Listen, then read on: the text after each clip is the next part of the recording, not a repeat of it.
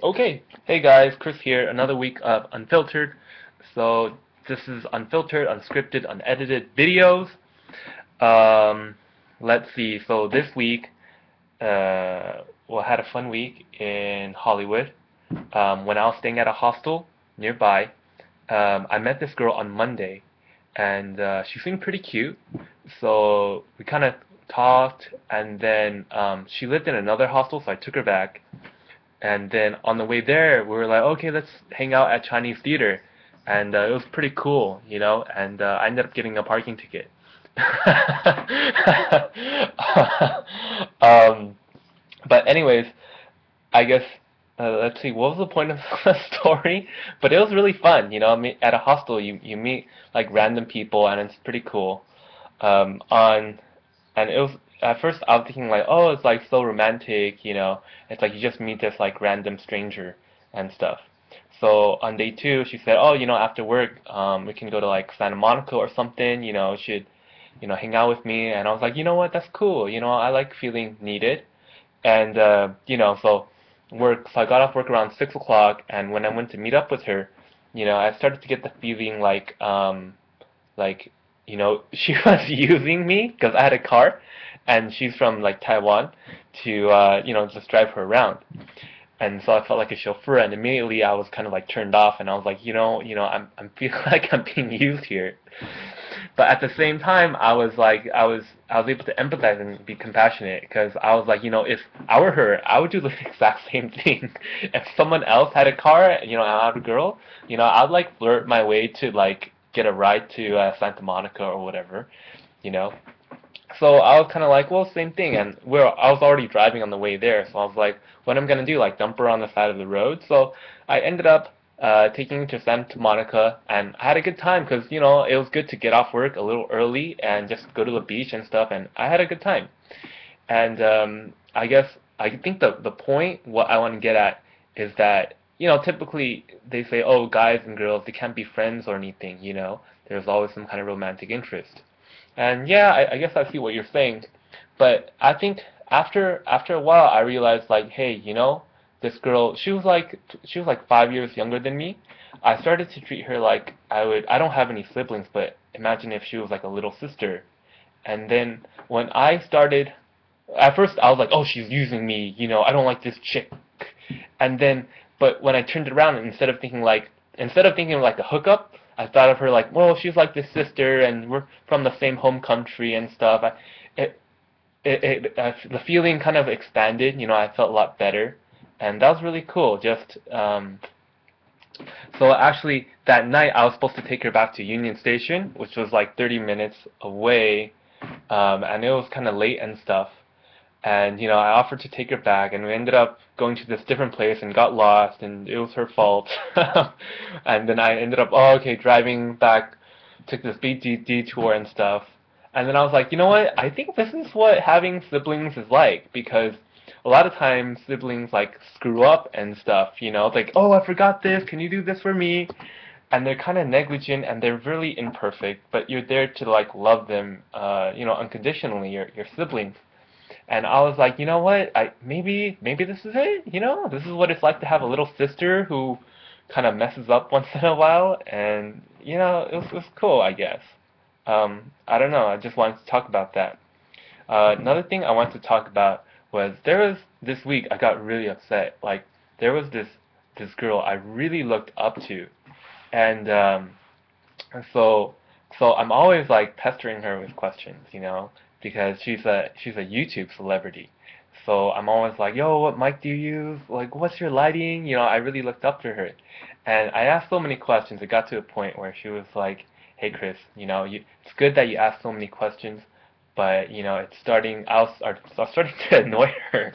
You know, it was draining her energy, and she asked me to, you know, stop asking so many questions. And and at first I was like, oh, I'm so sorry, you know.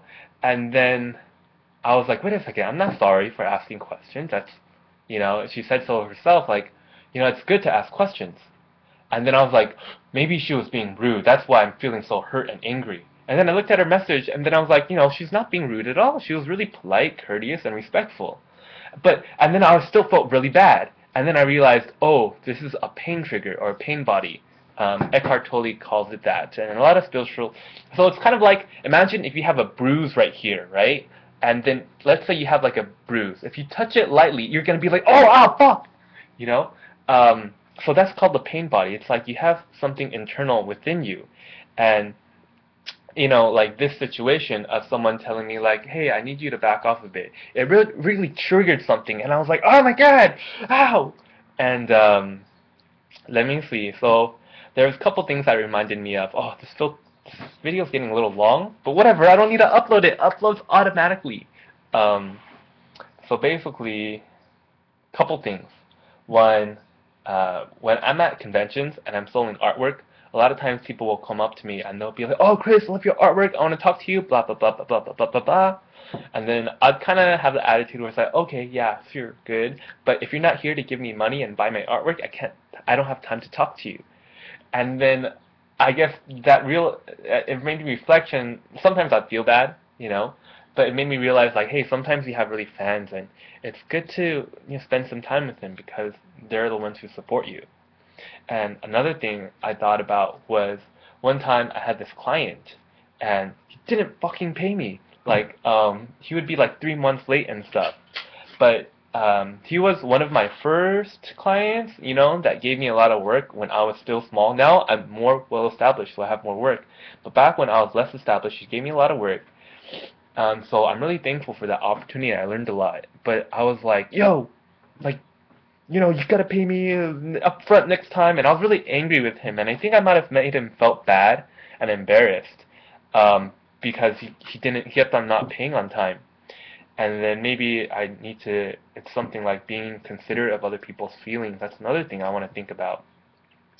And the last thing I want to think about is self-forgiveness, okay? And that's something I've had a hard time with. So basically, my friend Bridget told me about self-forgiveness, and that's what she sensed. So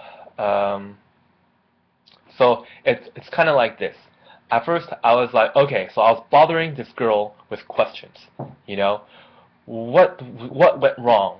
What was the mistake I made? I was trying to figure it out, like really intellectually. And then I realized, it's like, let's say I brought you a mango, and then you're like, oh, dude, I'm allergic to mangoes. And you're like, oh, my bad. Did you make a mistake? Were you wrong? Like, no, you weren't wrong. You didn't know they were allergic to mangoes. Should you have, you wouldn't have known unless you brought them a mango. It's like if you are a salesman and you're calling people, and yeah, like someone's like, no, don't call me. I don't want your product. Is the salesman wrong for calling them? Like, no, because that's the salesman's job.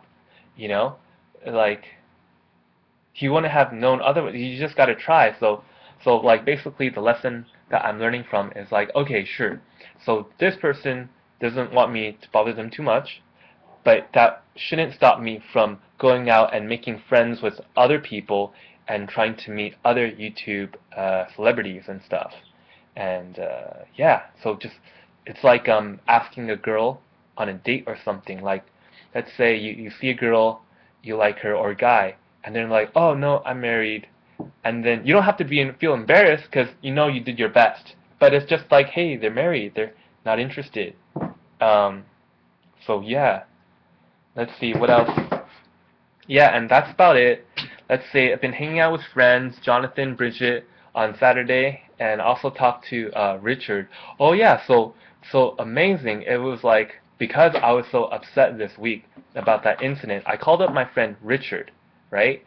And then we got talking. He was like talking to me about it, and we had a good conversation for like 2 hours. And then from that, he was like, oh, okay, let's hang out on Saturday. Jonathan's coming over. So I called my friend Jonathan. I ended up hanging Jonathan with 2 hours, like a whole entire afternoon, and maybe like 4 hours. But it's like, if I didn't have this incident where I needed to talk to someone, I wouldn't have hung out with any of my friends this weekend. So I feel so blessed and fortunate. It's like everything has its reason, Yeah, so next week I think I want to spend some more time alone and recharge and reflect. I've been just going out so much these last couple weeks. So yeah, 10 minutes. Whoa, this one's long. Okay, thank you. Bye.